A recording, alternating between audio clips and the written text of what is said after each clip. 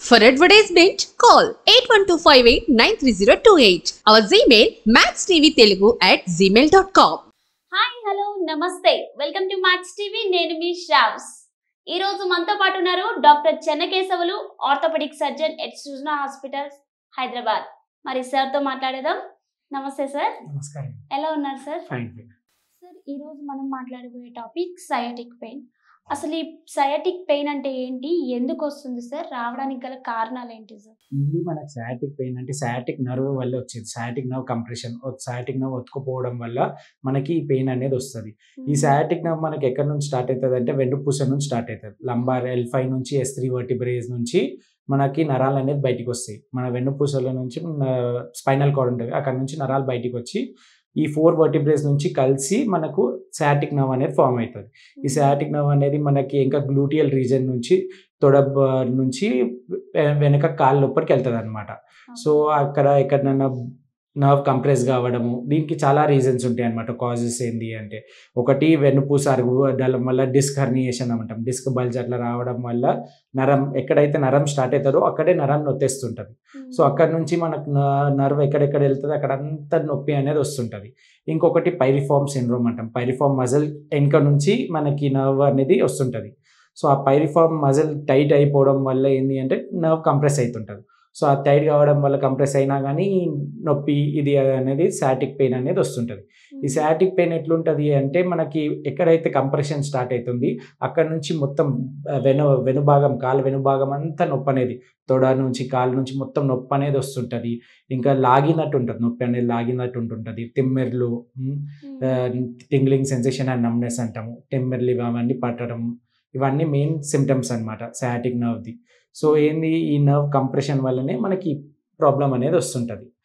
ఇంకా ఈ nerve compression ఎందుకు అవుతుంది అంటే, డిస్క్ హర్నియేషన్ ఒక కాజ్ ఉంటుంది, లేదా ఏదైనా ట్రామా వల్ల.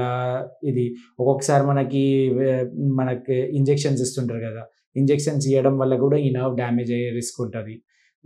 ఇంకా పైరిఫార్మిస్ మజిల్ చెప్పిన కదా, పైరిఫార్మిస్ మజిల్ వల్ల ఉతుకపోవడం వల్ల కూడా డ్యామేజ్ అయ్యే ఛాన్సెస్ ఉంటాయి. సో ఏంటి అంటే, మెయిన్ కంప్రెషన్ వల్ల మనకి ఈ ప్రాబ్లం అనేది వస్తుంటుంది. ఓకే సార్, మరి సయాటిక్ పెయిన్ మెడిసిన్ ద్వారా తగ్గించుకోవచ్చా, లేదా సర్జరీ అలాంటివి ఏమైనా ఉంటాయా సార్? అంటే సయాటిక్ పెయిన్కి first treatment of choice medicines, conservative ట్రీట్మెంటే ఉంటుంది. సో ఫస్ట్ నొప్పి తగ్గడానికి మందులు ఇస్తాము. తర్వాత మెయిన్ కాజ్ ఏంది అని కనుక్కోవడానికి ట్రై చేస్తాం. MRI అవి తీసి వెన్నుపూస దగ్గర ఉతకపోతుందా, లేకపోతే మనకి తొడ దగ్గర ఉతకపోతుందా, ఎక్కడ ఉతకపోతుంది అనేది చూస్తాం అనమాట. సో వెన్నుపూస దగ్గర ఉతకపోతుంటే ఫిజియోథెరపీ, NSAIDs ఇవన్నీ ఇచ్చి నొప్పి తక్కువ చేయడంతో పాటు ఫిజికల్ థెరపీతోని ఆ ఉతకపోవడాన్ని తగ్గియడానికి ట్రై చేస్తాము. ఇంకా కొన్ని లైఫ్ స్టైల్ మోడిఫికేషన్ చెప్తాం. ముంగి పని చేయొద్దు, బరువులు ఎత్తొద్దు, ఇవన్నీ వాళ్ళకి చెప్తాం. ఎందుకంటే ఈ డిస్క్ బల్జ్ వల్ల వస్తుంది కాబట్టి మళ్ళీ వచ్చే ఛాన్సెస్ ఉంటుంది. నొప్పి తగ్గినా కానీ మళ్ళీ ఎప్పుడైనా ఫ్యూచర్లో బరువులు ఎత్తడం వల్ల కూడా మళ్ళీ పెయిన్ అనేది స్టార్ట్ రావచ్చు. అలాగే ఈ పైరిఫార్మ్ వల్ల ఉతకపోతున్నప్పుడు కూడా ఇదే సేమ్ NSAIDs ఇస్తే ఇన్ఫ్లమేషన్ అనేది తగ్గి ఆ పైరిఫార్మ్ మజిల్ ఉతకడం కూడా తగ్గే ఛాన్సెస్ ఉంటాయి అన్నమాట. సో ఈ మెడికేషన్స్ త్రూ తగ్గకపోతే అప్పుడు ఫిజికల్ థెరపీ ట్రై చేస్తాం. ఆ కండరానికి రిలాక్సేషన్ కావడానికి ఫిజికల్ థెరపీ, IFT ఇవన్నీ ఫిజియోథెరపీలో పెట్టి చూస్తాము.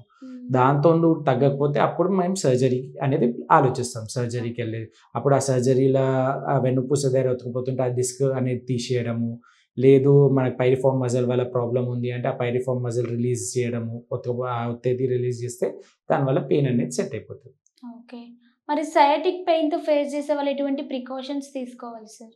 మెయిన్లీ సయాటిక్ పెయిన్ వాళ్ళకి నడుము నుంచి ప్రాబ్లమ్స్ వస్తుంటాయి కాబట్టి వంగి పని చేయడాలు, బరువులు ఎత్తుకోవడాలు, లాంగ్ టైం సిట్టింగ్, లేకపోతే హార్డ్ సర్ఫేస్ మీద కూర్చోవడము, ఇవి కొంచెం అవాయిడ్ చేసుకుంటుంటే వాళ్ళకి పెయిన్ అనేది రాకుండా ఉంటుంది.